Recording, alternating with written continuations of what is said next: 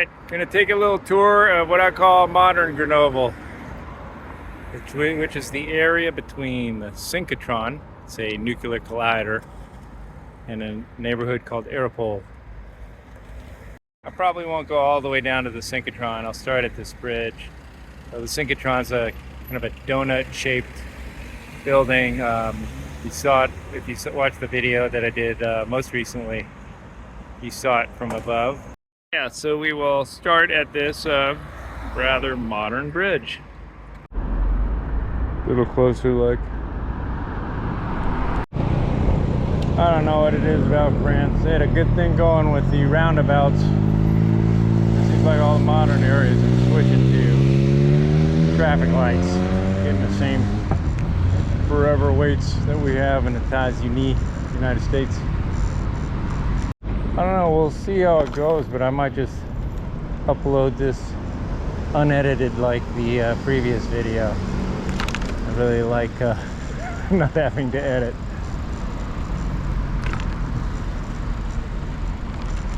We head on the bike trail for a minute that goes behind the, runs along the length of this area. A little bit of the Schneider Electric facility, a big employer in town.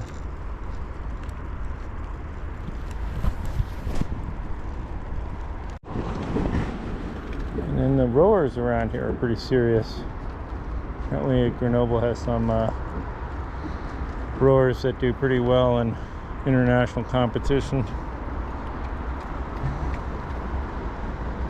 Bonjour. Wow, so that's the center right there.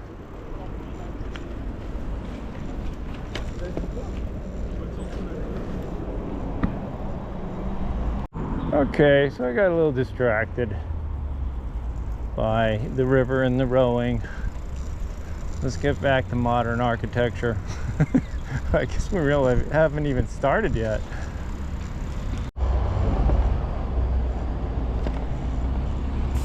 I must say, even in the parts that are a little too reminiscent of California, United States, France does a lot better job with its bike trails and transit, serving its industrial parks. San Diego, LA, even the Bay Area could only wish they had their outlying kind of industrial areas as connected and as close to their urban residential populations as Grenoble does. And by, I guess, projection, I assume a lot of France does. Anyway, there you go.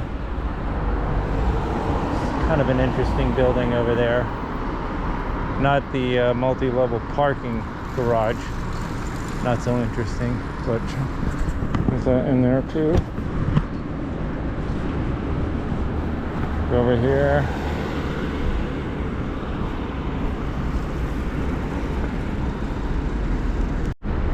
Here's a better look. Not so bad. I like that it's built up to the public right-of-way. There's not a setback. There's gaps in between that are open and not fenced off. Forming little kind of alleyways with interesting passageways. Some of them pedestrian and allowing some retail in there. There's a little bit better look at the street frontage.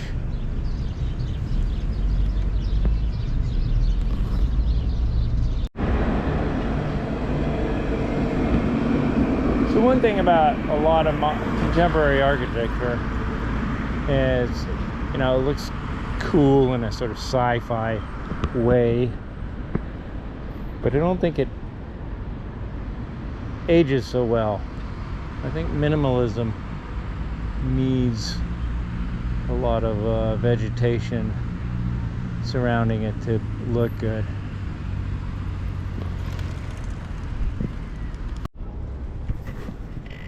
I guess some of it is fenced off. That's not good.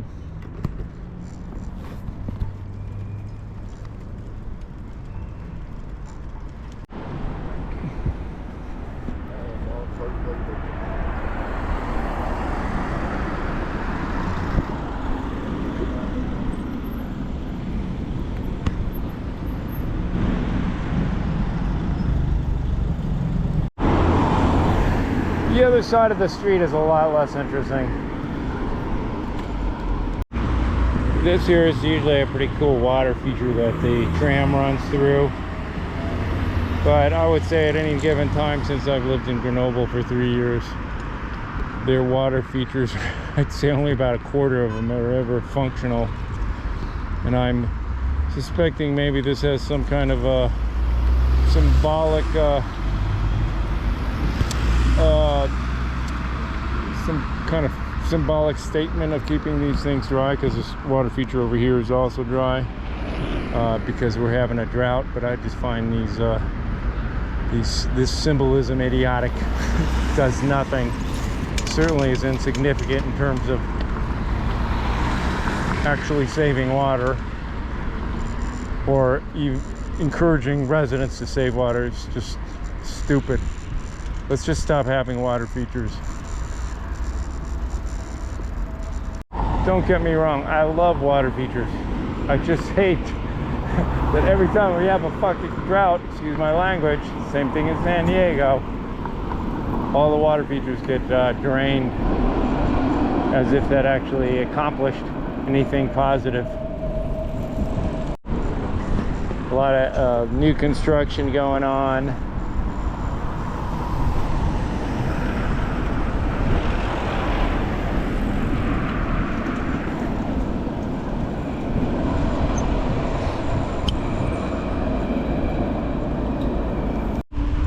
Now we get into the Aeropole neighborhood, where one of my boys goes to school, right there at the Site Scolaire International, very highly regarded public school and middle school.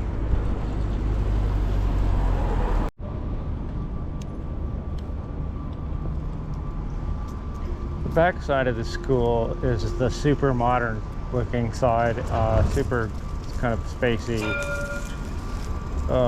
almost oh my god, I forget the architect's name. Frank Gehry is who I was thinking of, or Renzo Piano as well, kind of that modern.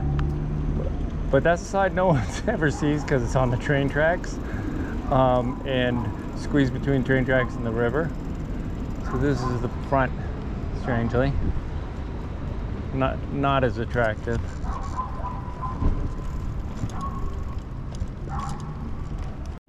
I moved on over to the other side of the street.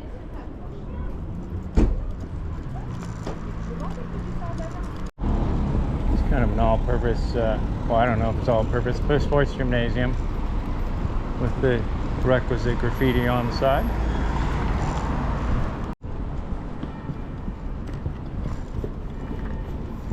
Yeah, so obviously it's not all medieval architecture or Belle Epoque, Haussmannian architecture.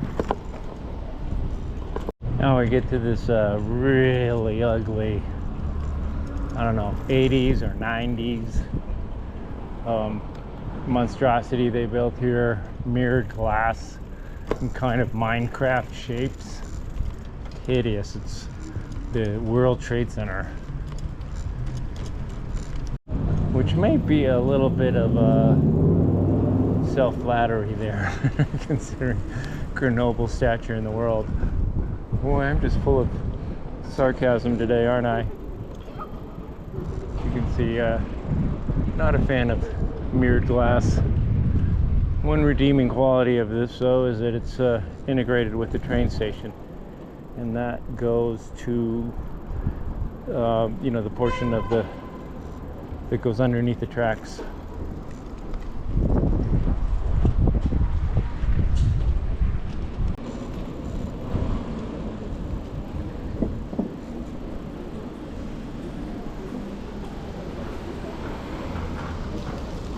Kind of go over here to the, again, sort of a Frank Gehry-ish Lorenzo Piano type of a structure. Although they might be offended if I'm not suggesting either one of those were the architect. Just vaguely kind of that category or style. Anyway, when this is Actually, it's the Grenoble School of Management, which I understand is pretty highly regarded. Okay, so where did I miss the... Oh, and the Chamber of Commerce.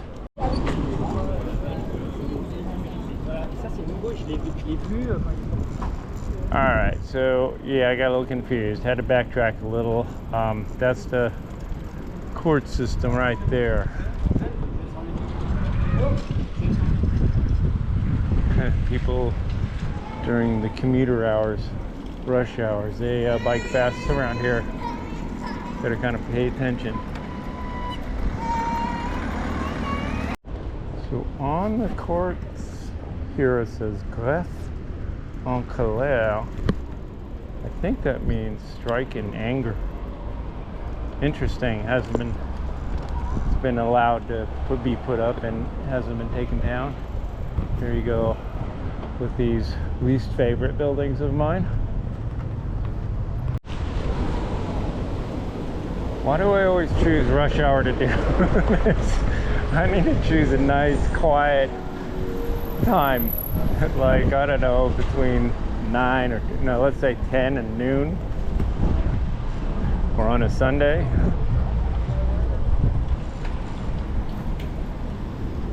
Anyway, we're almost done with the little tour of Grenoble's most modern area. And you can see it borders right here with kind of the more older parts.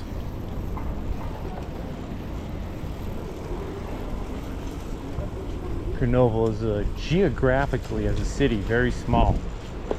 So the boundaries of the city actually cut off while the actual urban continuity continues.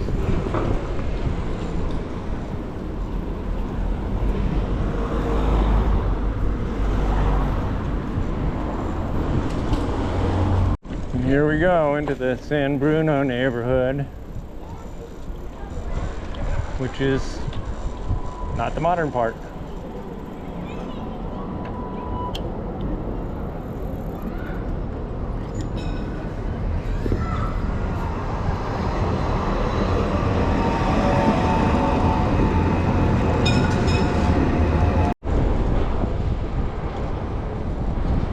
Cool murals.